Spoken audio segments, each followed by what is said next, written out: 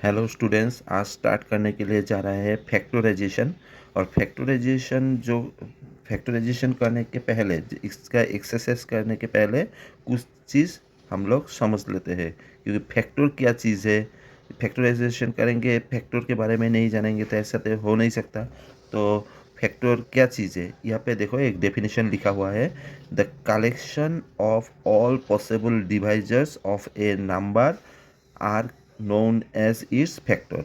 अगर ये स्टेटमेंट जो है, स्टेटमेंट को पढ़ लेते हैं, कभी कभी हम लोगों को आसानी नहीं होता है, तो इसको एक एग्जाम्पल के द्वारा हम लोग समझ लेते हैं, तो अब आसानी हो जाएगा। फैक्टर क्या चीज़ है, सपोज मैंने लिख लिया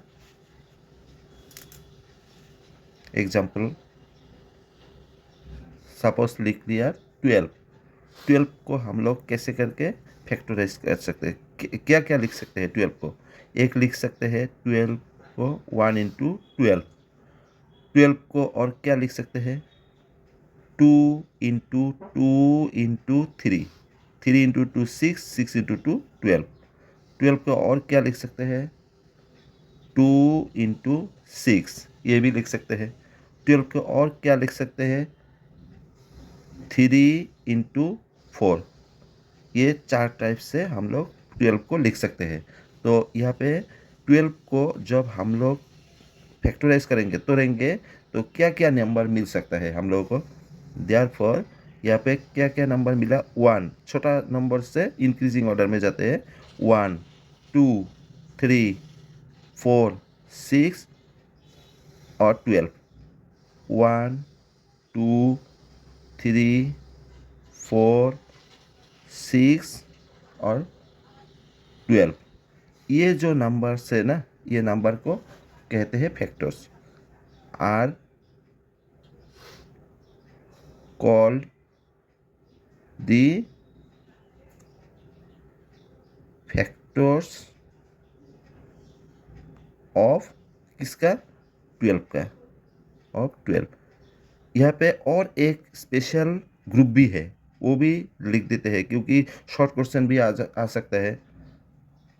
एंड यहाँ पे ये देखो, ये जो 12 को हम लोगों ने लिखा था 12 into 1, ये तो प्राइम नंबर नहीं है, ये भी प्राइम नंबर नहीं है, ये भी प्राइम नंबर नहीं है। मतलब ये जो ग्रुप है ये अलग टाइप का है, लेकिन ये जो ग्रुप है यहाँ पे देखो, जितना भी नंबर्स है ये प्राइम नंबर है। तो 12 को हम लोग और एक टाइप से लिख सकते हैं, वो है 2 into 2 into 3। ये कितना हो जाता है, 12 हो जाता है। 3 into 2 6, 6 into 2 12। इस ग्रुप को क्या कहते हैं, called the factor of A prime number, इसको कहते हैं। ठीक है, तो अभी एक्सरसाइज में जाएंगे। अभी रिवीजन 4 का एक्सरसाइज करने के लिए जा रहे हैं। यहाँ पे पहला नंबर है, find common factor of the following. मतलब यहाँ पे जो एक नंबर है, यहाँ पे दो टर्म है, इसका क्या करना है, कॉमन फैक्टर क्या है, दोनों में क्या कॉमन चीज़ है, हर एक का ऐसे ही देखना है हम लोगों को। तो यहाँ पे कॉमन क्या चीज़ है ये देखने के लिए हम लोगों को पहले क्या करना पड़ेगा, ये नंबर जो है, नंबर को हम लोगों को फैक्टराइज करना पड़ेगा। 14 को क्या लिख सकते हैं हम लोग, 2 into 7 लिख सकते हैं। इसको जैसा है ऐसे रख देते हैं, ये आसानी हो जाएगा। और 28 को क्या लिख सकते हैं, जैसे कि 28 है, 28 को हम लोग फैक्टराइज करेंगे तो क्या होगा, 2 से करेंगे तो 14 आ जाएगा, 2 से करेंगे तो 7 आ जाएगा। तो 28 को हम लोग कैसे करके तोड़ सकते हैं, 2 into 2 into 7, ये आ गया 2 into 2 into 7। और पी स्क्वायर क्यू स्क्वायर लिख लिया। तो अभी हम लोगों को कॉमन फैक्टर निकालना है। देयरफॉर कॉमन फैक्टर शॉर्टकट में लिख दिया। तो क्या क्या चीज़ कॉमन है, यहाँ पे 2 है, एक 1 टाइम, यहाँ पे 2 है 2 टाइम्स, तो कॉमन कितना होगा, छोटा वाला ही कॉमन होता है। यहाँ पे 1 है, एक बार है, यहाँ पे 2 बार है, तो एक बार आ जाएगा। 7 में भी देख सकते हैं, यहाँ पे 7 1 टाइम है, यहाँ पे भी 1 टाइम है, तो 7 भी क्या आ जाएगा, एक बार आ जाएगा। और P इसका पावर है 1 और P इसका पावर है 2, तो छोटा कौन सा है, ये है, तो छोटा वाला आ जाएगा। कॉमन फैक्टर में छोटा वाला आता है। तो Q जो है, Q का पावर है 1 यहाँ पे क्यू का पावर है 2, तो 1 आ जाएगा छोटा वाला। तो अभी देख लेते हैं कितना आता है।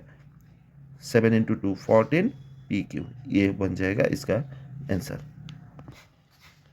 अभी 2 नंबर करते हैं। यहाँ पे देखो, या इसके बीच में ये जो नंबर है इसके बीच में माइनस है या कॉमा है, तो इसको एक टर्म हम लोग लिख लेते हैं, क्योंकि प्लस माइनस रहेगा तो ये एक टर्म ही लिया जाता है। तो ये एक टर्म है और ये एक टर्म है, ठीक है। तो पहले इसको हम लोग फैक्टराइज कर लेते हैं, क्या आता है देखते हैं पहले। तो यहाँ से हम लोगों को क्या क्या कॉमन आ सकता है।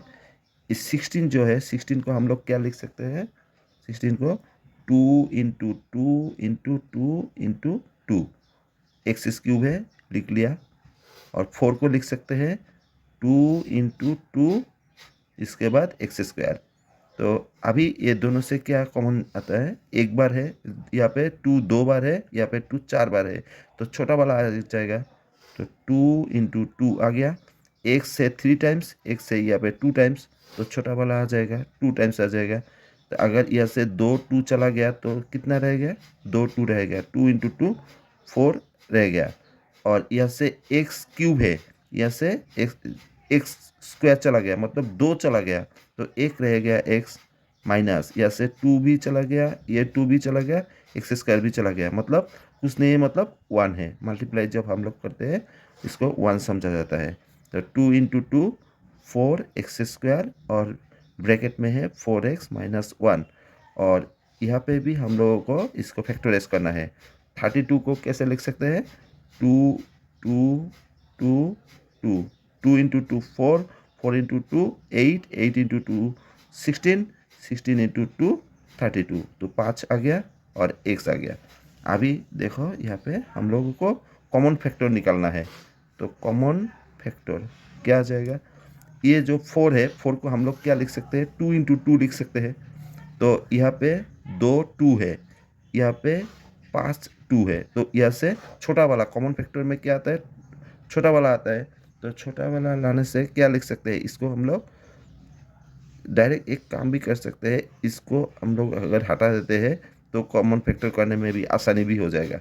इसको हटा देते हैं तो 2 यहाँ पे 2 है, यहाँ पे 2 2 ले लेते हैं, क्योंकि 5 है, कॉमन फैक्टर में छोटा वाला आता है, तो 2 2 आ गया।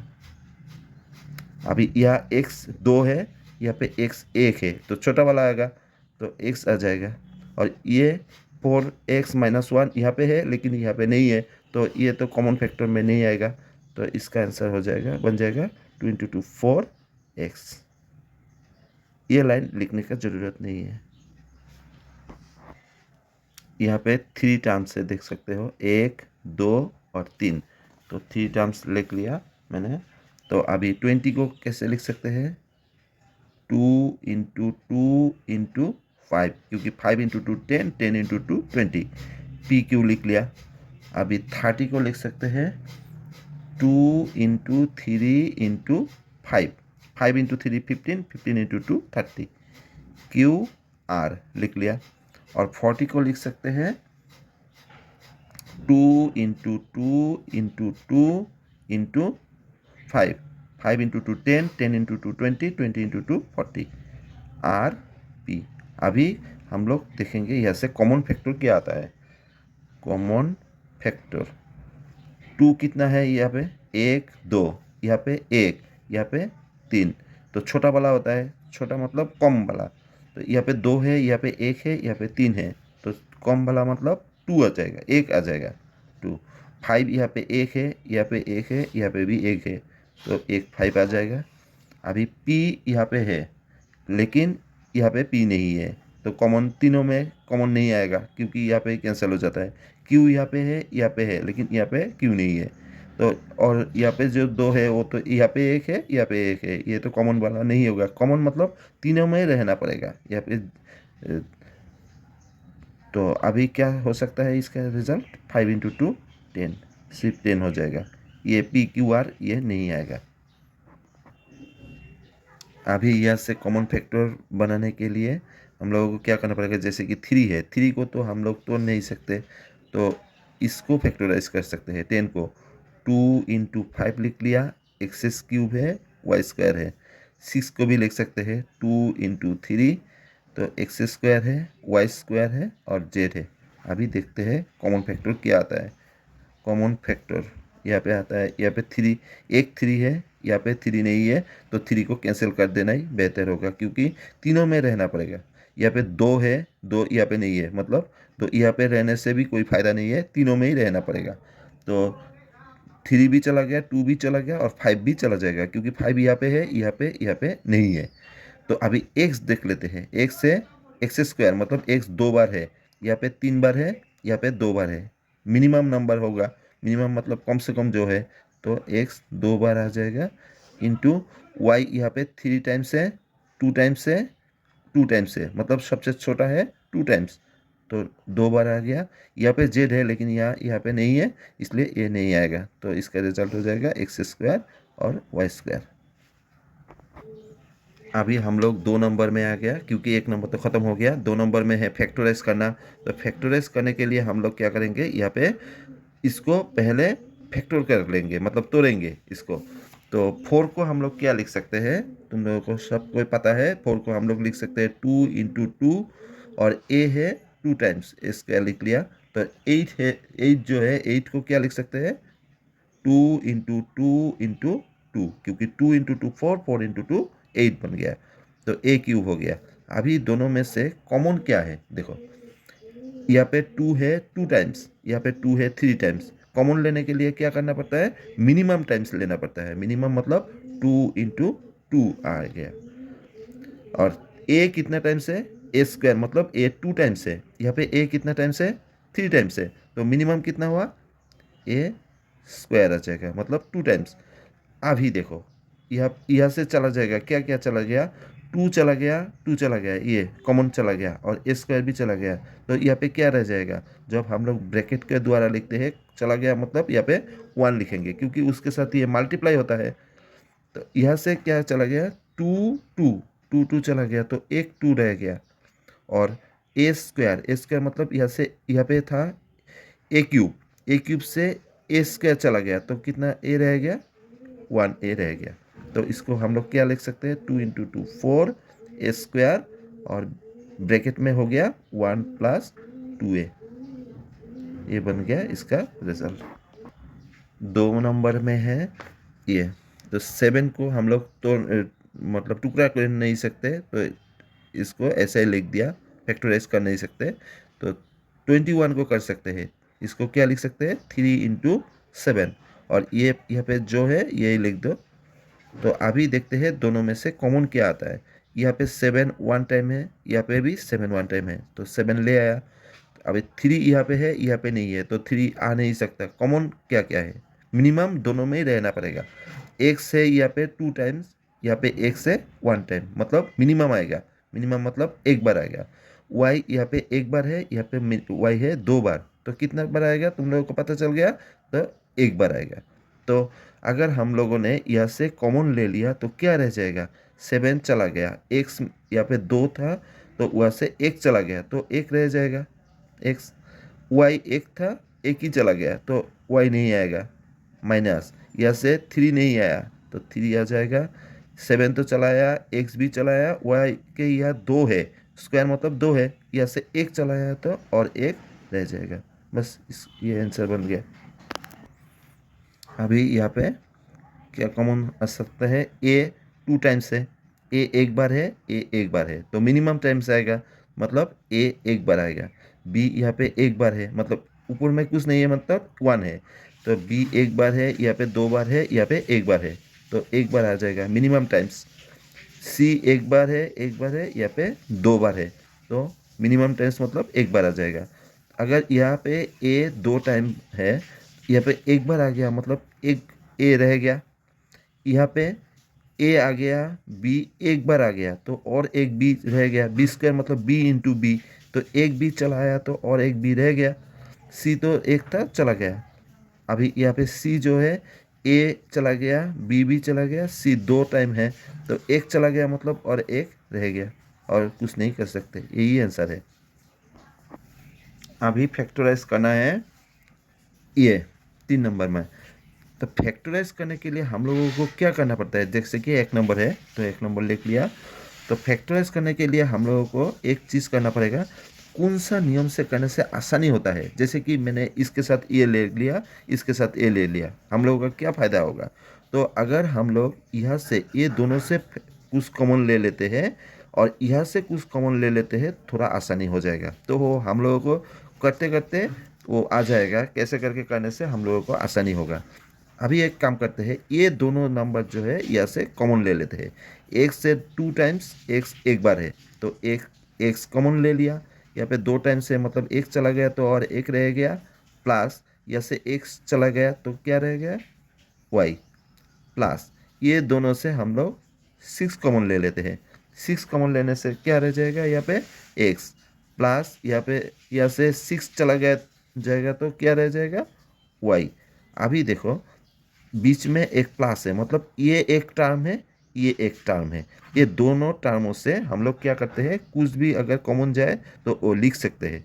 यहाँ पे x प्लस वाई है, यहाँ पे भी x प्लस वाई है, तो यहाँ पे हम लोग लिख सकते हैं x प्लस वाई, ये कॉमन आ गया। तो यहाँ से अगर x प्लस वाई चला गया है तो क्या रह जाएगा, यहाँ पे x, और यहाँ से अगर x प्लस वाई चला जाएगा तो क्या रह जाएगा, +6। तो ये आसानी से हम लोग लिख सकते हैं। फैक्टराइज करने के टाइम में एक चीज़ याद रखना, कैसे करके मिलाने से हम लोगों को आसानी होता है ये देखना पड़ेगा, ठीक है। तो इसके साथ ये ले लिया, इसके साथ ये ले लिया तो कोई फ़ायदा नहीं होगा। तो अगर हम लोग यहाँ से ये दोनों को ले लेते हैं, यहाँ से अगर हम लोग x को कॉमन ले लेते हैं तो यहाँ पे रह जाएगा y, प्लस यहाँ से अगर y चला गया तो रह जाएगा 1, प्लस यहाँ से तो कोई कॉमन नहीं जाता है, कोई भी नंबर कॉमन नहीं आता है, तो यहाँ पे हम लोग लिख सकते हैं 1। तो 1 को अगर कॉमन ले लेते हैं तो यहाँ पे जैसे है ऐसे लिख देते हैं। अभी क्या हो गया देखो, दोनों साइड में ये एक टर्म बन गया, ये एक टर्म बन गया, बीच में है प्लस, तो दोनों टर्म से हम लोग कॉमन ले सकते हैं। यहाँ पे y प्लस 1 है, यहाँ पे y प्लस 1 है, तो कॉमन ले लिया y प्लस 1, तो y प्लस 1 चला गया, यहाँ से y प्लस 1 चला गया तो रह जाएगा x, लिख लिया। और यहाँ से 1 प्लस 1 चला गया तो y प्लस 1 चला गया तो +1 रह जाएगा, +1 लिख दिया, बस हो गया आंसर इसका। ये फैक्टराइज करने के लिए पहले ये दोनों नंबर से कॉमन ले लेते हैं। क्या कॉमन आता है, यहाँ पे देखो 24 को हम लोग क्या लिख सकते हैं, 2, यहाँ पे लिख सकते हैं 2 × 2 × 3 ऐसा करके लिख सकते हैं, लेकिन इतना लिखने से तो हम लोग को बहुत टाइम लग जाएगा। इसलिए पहले तो हम लोगों ने थोड़ा छोटा छोटा कर लिया ना, इसलिए तुम लोगों को ये मन में ही याद रखना पड़ेगा और मन में ही कॉमन लेना पड़ेगा, नहीं तो बहुत बुरा हो जाएगा ये मैथ। यहाँ पे 12 है, यहाँ पे 24 है, मतलब 24 के बीच में क्या है, 12 है, 2 × 12 लिख सकते हैं। तो ये दोनों नंबर से हम लोग 12 को कॉमन ले लेते हैं। और x यहाँ पे 2 है, यहाँ पे x 2 है, तो x स्क्वायर भी कॉमन ले लिया। y है यहाँ पे, तो y नहीं है। अगर यहाँ से 12 कॉमन ले लिया तो कितना रह जाएगा, 2, और x स्क्वायर चला गया तो y आ जाएगा, प्लस यहाँ से 12 भी कॉमन चला गया, एक्स स्क्वायर भी चला गया, रह गया 1। तुम लोग ये हुआ है या नहीं, एक काम कर सकते हो, उल्टा मल्टीप्लाई करके 12 × 2 24, X square into Y, X square Y मिल गया, plus 12 X square into Y, 12 X square into 1, 12 X square हो गया। अभी यहाँ पे माइनस से माइनस दे दो, ये दोनों नंबर से क्या कॉमन आएगा, हम लोगों को पता चल गया कि यहाँ पे 6 है, ये भी 6 का मल्टीपल है, तो यहाँ से हम लोग 6 कॉमन ले सकते हैं। एक्स यहाँ पे 1 टाइम है, यहाँ पे भी 1 टाइम है, तो लिख लिया। तो अभी एक काम कर सकते हो, जब हम लोग फैक्टराइज करते हैं ना, इसके साथ इसका मिल होना ज़रूरी है। तो अगर तुम लोगों को कोई परेशानी है तो ये जो नंबर है ना, इसको डायरेक्ट लिख दो यहाँ पे, 2y + 1। अभी मल्टीप्लाई करके देखो ये मिला है नहीं, ये शॉर्टकट बुद्धि है। -2 × 6 12, x × y एक्स वाई, और माइनस और प्लस, प्लस माइनस माइनस हो जाता है, 6x × 1 6x। देखा, यहाँ पे और यहाँ पे सेम होना चाहिए, क्योंकि फैक्टराइज करने के लिए जा रहे हैं तो सेम होना चाहिए। इसलिए तुम लोग एक काम करना, यहाँ पे जो आता है ना ये डायरेक्ट बिठा के देखना, उसके बाद उल्टा मल्टीप्लाई करके देख लेना कि ये आता है या नहीं। अभी ये बन गया एक टर्म, और ये एक टर्म बन गया, क्योंकि बीच में है माइनस, तो यहाँ पे क्या कॉमन आ गया, 2y+1, यहाँ पे भी 2y+1 है, तो 2y+1 कॉमन ले लिया, तो यहाँ पे आ गया, ये अगर चला जाएगा तो ये आ जाएगा 12x², और यहाँ से ये चला जाएगा तो आ जाएगा -6x। हम लोग ये मैथ करने के पहले एक काम कर सकते थे, पूरा जो नंबर है यहाँ से 6 कॉमन ले सकते थे और x भी कॉमन चला जाता है, तो थोड़ा छोटा हो जाता है, लेकिन अभी भी कर सकते हैं, कोई प्रॉब्लम नहीं है। यहाँ पे जो है ये लिख लेते हैं पहले, उसके बाद यहाँ पे क्या होता है, दोनों से क्या कॉमन आता है, यहाँ पे 6 है, यहाँ पे 12 है, तो यहाँ से हम लोगों को 6 कॉमन आ गया, और x यहाँ पे 1 है, यहाँ पे 2 है, x कॉमन आ गया, तो यहाँ से अगर 6x कॉमन आ गया तो रह जाएगा 2x, माइनस यहाँ से 6 से कॉमन आ गया तो 1 आ जाएगा।